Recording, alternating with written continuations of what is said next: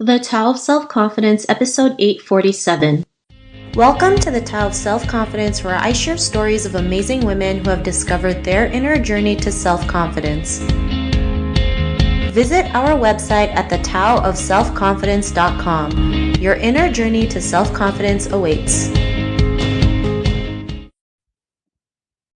Well, hello, friend. Welcome to the Tao of Self-Confidence, where I share stories of amazing women who have discovered their inner journey to self-confidence. I'm your host today, Sheena Yap Chan, and today I have an amazing woman on the show today. Actually, I love following her on LinkedIn because she has the most amazing posts, and they're very thought-provoking, and she always speaks up on issues that aren't really talked about. So she is a corporate change maker, a LinkedIn top voice, and she also has her own podcast, and I'm super excited to have her today. So without further ado, I'm going to introduce you to Mita Mallick. Mita, how are you today? Maybe you can fill in a little bit more about yourself to the listeners. Thanks so much for having me, and thanks for the impact you're making in this world as well. I am a passionate storyteller focused on multicultural marketing. I have been doodling and writing since I can remember. I'm a diversity, equity, and inclusion champion. I'm also a mother. I am mom to Jay, who's 9, going on 19. Priya, who's 6, going on 16. And it's been, as I know for so many of us, a tough 2+ years. Thanks for sharing that. And Mita, what's your cultural background? My cultural background is I am the proud daughter of Indian immigrant parents. My younger brother and I were born and raised here in the US. Thanks for sharing that. And what'd be your favorite self-confidence quote? My favorite self-confidence quote, I don't know if it's a quote or more of just a mantra: be the best version of who I can be. And if I can do that, that's just embracing who I am and my confidence. I love that. And, it's not always easy to show up as our best self, right? Especially as women, especially as Asian women. We're bogged down by our cultural standards and societal backgrounds. So, it takes a lot of confidence to even just to show up as our true self. And it takes work every single day. But when we can go up there and be our best self, be our highest self, it makes a huge difference in all aspects of our life. So I really love that quote or mantra that you mentioned. And in your own words, how would you define self-confidence? For me, it's been a journey of finding my voice. And when I finally found my voice again, to never stop using it. It's really tied to my voice for me, because for so long I had people take my voice away and I didn't have the courage to speak up for myself and others. So that's a really big part of my journey when it comes to self-confidence. I really love that definition because it is hard for us sometimes to speak up, right? Especially when we've been told all our lives to never make any noise, stay in the background, just do as you're told. And we feel like we don't have a voice because of that. But when we see other women, especially like you're very vocal about so many different issues, whether it's the Stop Asian Hate movement or just corporate America. I mean, we need more voices like that. And it's not always easy, right? I know sometimes it's scary because we don't know what the outcome will be, but if we don't do it, no one else will. And it really has to start with ourselves. So I really love that you mentioned that as a definition, because our voice does matter and every single voice does matter. So thanks for sharing that. And Mita, what was your life like before your discovery of self-confidence? Well, as I shared, I'm the proud daughter of Indian immigrant parents. I was raised outside of Boston, and I was the funny-looking, dark-skinned girl with the long, funny-looking braid whose parents spoke funny English until it wasn't funny anymore. And I grew up in a time and a place where it was not cool to be Indian. I was reminded every day by my peers, I was bullied both verbally and physically growing up, that I did not belong. I did not belong. So that for me was the start of having my voice taken away, for me questioning who I was. Did I belong in this world? Or also didn't see myself reflected in a lot of products and services. And I know that has changed a lot for many of us.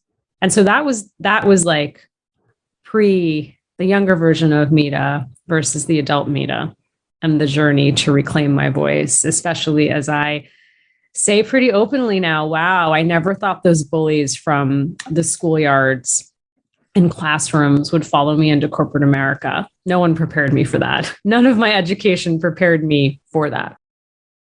Thanks for sharing that. And yeah, it's not always easy, especially, growing up in America and you're like the only person. And when we've been taught that having lighter skin is the standard of beauty. I mean, I live in the Philippines and whitening products are everywhere. They're in big billboards, a lot of stars endorse them. And for me, every woman is beautiful in their own skin. And I always want to promote that, especially when whitening products is a multi-billion-dollar industry. It's amazing how much money people spend, how much insecurities women have because we've been taught this for all our lives. And it's up to us to go out there and say, hey, show up as yourself, be beautiful in your own skin. You are beautiful just the way you are. And what was that aha moment when you were able to find your own voice, go out there and speak for you and for everyone else? What was that aha moment? I think it was gradual and over time. And I also think I've been pretty public about this. I went through a really terrible gaslighting, harassment, bullying situation with a former boss.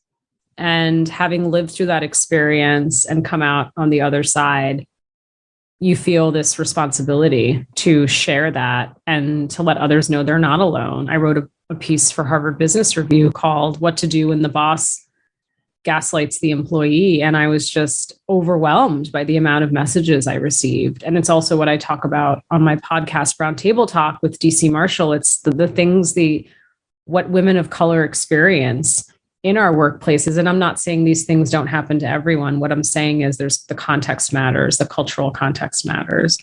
And so I think after that experience, I was like, I have nothing left to lose and everything to gain. And I think there is, with power becomes responsibility. I've earned a big platform. I've worked hard at it, but there's responsibility in what I do with that now and the issues I want to share light on. I had somebody recently post on my LinkedIn, oh, all you're doing is posting about these Asian hate crimes. And I'm like, yeah, because most people don't even know that they're happening. And there's racial gaslighting happening where people believe they're not happening or that we're making a big deal of it. Isn't a carjacking just a carjacking? Isn't an attack just an attack? Look at the statistics, right? And so that's where I think there's a responsibility to share to share all of these stories, to educate allies. Yeah, and I totally agreed. I'm glad you were able to get out of that situation because there are so many women who are in similar situations where they are harassed by their boss, even sexually harassed, and they think, they have no voice out there. They think this is the only job that they have and they can't do anything outside of it, not realizing there's so many different opportunities. And it's amazing how many haters are out there when you're talking about really important issues, especially with anti-Asian racism, right? I'm always sharing different stories that happen. And I get the same comments sometimes, right? Especially when Christina Yuna Lee passed away, one person asked me, why did she go home by herself at night? I'm like, that is not the issue, right? The issue was, why did that guy follow her and stab her 40 times for no apparent reason? And it's just crazy how, even though our community is the victim, we are to blame for the things that are happening. And, I live in Canada and so many people are like, well, Canada is a very friendly country. There's no racism. I'm like, are you for real? Like,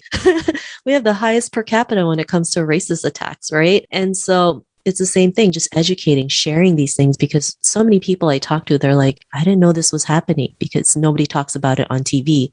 And when they do talk about it, they keep humanizing the predator, which really gets annoying, right? So I'm glad you're out there as well, right? Knowing that you're voicing out these important issues. Other people can also speak up and realize they're not the only one. And because of that realization, what's your life been like now? I feel really happy and fulfilled. I feel like I'm living my purpose for myself, my family, for my children, all of our children. I want their experiences, the next generation, to be very different than what I had to experience in corporate and in my career. And so I believe that stories are important to share because they can inspire change. They can really inspire change. And it's the tipping point, right? It's one person hears my story and then shares their story. And then that story inspires someone else. And then stories can really inspire action and change. I love it. And it's so true. It just takes one person's story and it becomes a domino effect. So especially for women, it's also our responsibility to go out there and share our stories. I know sometimes we're like, well, who's going to listen to my story? I'm very boring, right? But you don't know, there's someone out there who can relate to you, who understands what you're going through and realizes if she can come out of it, so can I. So this is why it's so important to share our stories, to be vocal, to talk about the things that are very important, to call out the things that's not right, especially with anti-Asian racism, because it's been happening more often than we realize. So I'm really appreciative that you're out there doing the same thing, using your platform to promote so many important issues. Like I mentioned, I love following all your LinkedIn posts. So just being able to see that makes me even move forward as well. Because, for me, it's important that we all work together and have a similar vision. And so, Mita, if our listeners were, in their own journey of self-confidence, what would be that one tip you would give to her? I think it goes back to what I said earlier, which is my mantra is like, be the best version of you, focus on being your authentic self. I think for too long, I was trying to emulate bosses. And guess what? I'm not a white man. I'm not 6'1". I'm not extroverted. And so I think there was a real release and a real aha moment when I thought, I'm just going to be focused on being the best version of me and what makes me unique, because I'm not going to be those individuals. I'm not going to walk into a room and I'm not going to have this gigantic physical presence. And I'm not going to be the most extroverted and the most gregarious, telling jokes and like being the life of the party. Right. And so, but what are my superpowers? What makes me unique? And to really hold on to that, because I think for too long, we have been coached on focusing on our weaknesses and areas of opportunity. Now that's important, but that's not what got me here today. Right. What got me here today is really thinking about what am I really good at? And storytelling is something that's my superpower. I'm really good at it. I love it. And I love how you use your strengths and just went for it, right? Just went 100% or 110%, because you are a great storyteller and we can all see it when I read it, I can feel your passion as well. I know you're out there trying to make a difference. So I really love that you mentioned that great tip. And if our listeners wanted to get to know you and check out your podcast or even, follow you on LinkedIn, is there any links or social media profiles we can connect with? Definitely LinkedIn. That's my preferred platform for community and conversation. Please go to Apple or Spotify and check out my podcast with my good friend, DC Marshall, called The Brown Table Talk. It is focused on spilling tea, sharing stories on how women of color can not just thrive, but survive in their workplaces. And more importantly, we need allies there. So the podcast is also for allies to hear those stories they might not have heard before, and to think about how they can show up to work the next day and do better and be better. Thanks for sharing that. And our listeners, if you want to connect with Mita, you can also head on over to the taoofselfconfidence.com and search for Mita's name. Her show notes will pop up along with everything else that we talked about. And I really just want to thank Mita today for, taking the time to share her story and her journey and her tips with us. So thank you so much, Mita. Thanks for having me, and thanks for everything you're doing. And thanks for having this podcast in the world. It's important. Not a problem. It was such an honor to have you on our show today. And to our listeners, be on the lookout for another new episode of another amazing woman's journey to self-confidence. And we'll talk to you soon. Bye for now. Thank you for tuning in to another amazing episode of The Tao of Self-Confidence. You can order your copy of Asian Women Who Boss Up book by visiting our website at thetaoofselfconfidence.com. Your inner journey to self-confidence awaits.